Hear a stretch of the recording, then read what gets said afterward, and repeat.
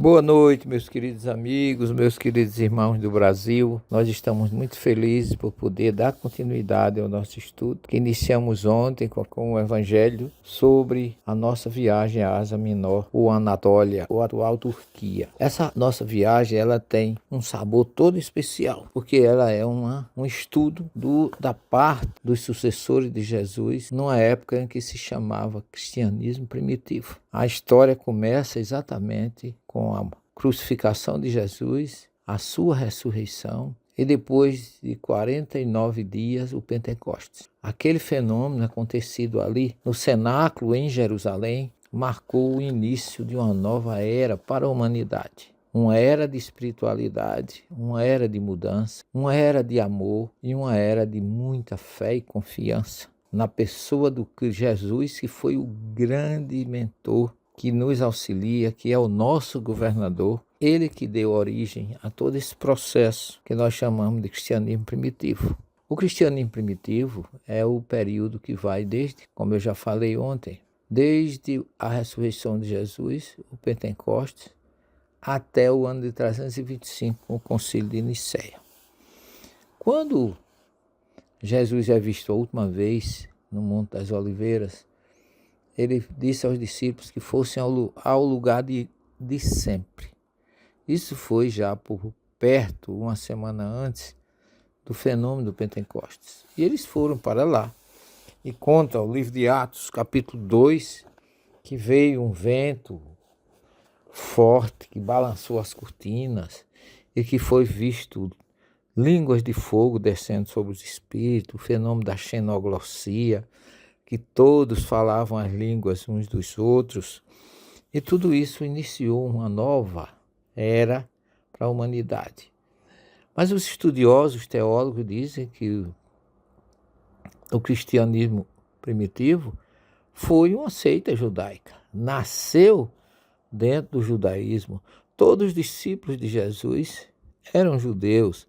Então, para que você entenda o cristianismo primitivo, você tem que voltar às suas origens.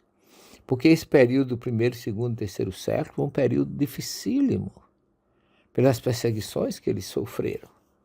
E é isso que nós vamos trazer para vocês nesses próximos 15 dias com a nossa visita de estudos aqui à região da Turquia, ou Ásia Menor, ou Anatólia, que os gregos chamavam de Anatólia, que a palavra grega que tem esse nome significa cidade onde o sol nasce, ou cidade do sol nascente, porque o sol, para quem está na Grécia, vem do lado leste, que é exatamente do lado da Anatólia ou da atual Turquia. E quando Jesus realiza esse fenômeno do Pentecostes, as coisas mudaram, porque a partir dali os discípulos, sob a orientação de Pedro, começaram a pregar no templo e em todos os lugares que Jesus era o Messias. E isso gerou realmente dificuldades para eles. E antes da gente falar um pouquinho dessas dificuldades, eu quero que fique bem entendido a diferença entre discípulo e apóstolo. Os discípulos são aqueles que estudam com o mestre. O apóstolo é aquele que leva a mensagem. Apóstolo é uma palavra grega que vem do verbo sholichim, o verbo sholer, que é enviar. Sholichim são enviados. Os enviados de Jesus foram seus discípulos e realizando a tarefa de levar a mensagem é que se chama sholichim, ou apóstolo, ou enviado. Então, visto isso, Jesus, sabendo que eles iriam passar por tudo isso, ele lá em Mateus, no capítulo 10, versículo 17, ele diz: eis que eu vos envio como ovelhas entre lobos. Esse envio é: eis que eu os escolhi como apóstolos. Então ele diz que guardai-vos dos homens, porque eles vos entregarão aos sinédrios e os flagelarão em suas sinagogas, e por causa de mim sereis conduzidos à presença de governadores e de reis, para dar testemunho perante eles e perante as nações. Quando vos entregarem, não fiqueis preocupados em saber como ou que haveis de falar. Naquele momento vos será indicado o que deveis falar, porque não sereis vós que falareis, mas o Espírito de vosso Pai é que falará em vós. Isso está lá em Mateus 10, 17 a 20. Portanto, esses escolhidos foram a primeira semente da divulgação dessa mensagem, porque o livro de Atos diz que logo depois do Pentecostes, depois daquele fenômeno, Pedro e João já foram pregar no templo que Jesus era o Messias, com destemor, sem nenhum medo. Começaram a sofrer, a partir dali, repressão. E João dizia, não podemos deixar de falar do que vimos e do que ouvimos. Então eles já estavam prontos para a tarefa. E aí começa as primeiras raízes, os primeiros alicerces do cristianismo primitivo. O que hoje se chama de igreja não é prédio. Igreja é uma palavra grega que vem de eclésia, que significa assembleia local onde se reúnem para estudar. Mas hoje se convencionou que igreja é o prédio. E na verdade não é. Muita gente ainda pensa assim. Mas eles, na sua reunião, se chama de kahal. Kahal em hebraico. É reunião de um grupo de pessoas com o objetivo comum de levar amor, paz e liberdade espiritual ou libertação para as pessoas que conheceram e que conhecerão a mensagem do Cristo. Então, a primeira comunidade de Jerusalém, que se chamou Comunidade do Caminho, foi fundada por Tiago, que dirigiu durante 30 anos, e por Pedro. E que Paulo diz lá na sua carta aos Gálatas, que Tiago foi uma coluna da igreja. E ele foi quem realmente ficou à frente durante 32 anos, ou 30 a 32 especificamente. Então essa foi a primeira comunidade de Jerusalém. Com as perseguições iniciadas inclusive por Paulo de Tarso, e com Roma por trás de tudo, os cristãos começaram, aliás, ainda não eram cristãos, eram seguidores do caminho de Jesus. Então eles começaram a passar por perseguição e fugiram. E fugiram no sentido do norte. Foram para Samaria, depois foram para a região de Antioquia, e ali foi que se instalaram. E a perseguição, a partir dali, se espalhou por toda a Ásia Menor. E é isso que nós vamos ver, porque nós vamos estudar já a comunidade de Jerusalém, que nós já vimos, que é fundada por Pedro e Tiago, e depois subindo para o norte, a comunidade de Paulo de Tarso, com todas as comunidades que ele fundou por onde passou, nas suas 4 viagens, 3 pela Ásia Menor e a 4ª a Roma. Todas essas comunidades fizeram parte do cristianismo do primeiro século, ou cristianismo primitivo. E a terceira comunidade foram as comunidades fundadas por João, porque João, o discípulo amado, teve um papel muito importante em tudo isso.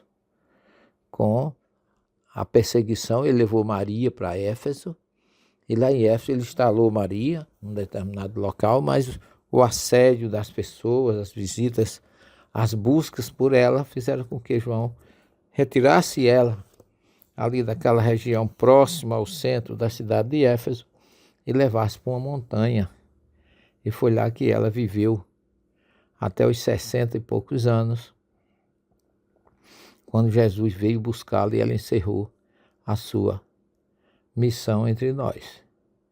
Então nós temos uma quantidade imensa de lugares para visitar e para trazer informações para vocês do que sentimos, dos acontecimentos, de todos os assuntos estudados, discutidos e preservados das nossas buscas e das nossas colheitas espirituais no meio de todo esse estudo, que nós esperamos que seja bem positivo para nós do grupo e também para todos aqueles que se interessam pela história do cristianismo primitivo.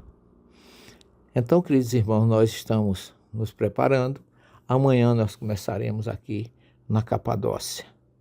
Amanhã nós vamos visitar cidades subterrâneas, vamos visitar o Museu de Goreme, que é um museu livre, um museu onde foi bem caracterizado a importância dos patriarcas da Capadócia, especialmente Basílio de Cesareia, Gregório de Nícia, Jorge da Capadócia. Todos esses homens tiveram um papel importante no cristianismo primitivo como fruto ou vítimas da perseguição que foi instalada para impedir que essa centelha de Jesus chegasse aonde chegou. E nós nos sentimos corresponsáveis por essa preocupação. Nós, cristãos, seguidores de Jesus e espíritas, que o nosso grupo é predominantemente de irmãos da doutrina espírita, tem católicos também, nós temos a obrigação de buscar a pureza, imitar a cristalinidade daquele grupo, que todos eles se sacrificaram por Jesus, foram fiéis, foram firmes no propósito de que o Evangelho de Jesus sobrevivesse como de fato sobreviveu. Então a história é muito rica, tem uma geografia toda especial e peculiar. A Capadócia é uma região muito bela, muito rica, e amanhã nós vamos falar um pouquinho de como a Capadócia começou, qual a sua história, ou o que significa esse nome. Tudo isso nós vamos devagarinho, de uma forma didática, com evangelhos diários durante 2 semanas, para que vocês possam fazer à distância, pelo nosso evangelho, um estudo das raízes básicas desse movimento maravilhoso, iniciado por Jesus, com seus conceitos, com as suas atitudes, com os seus ensinamentos, para que nós possamos refletir naquilo que estamos fazendo, naquilo que estamos levando como testemunho da prática do bem e do amor, como consequência do legado deixado por Jesus.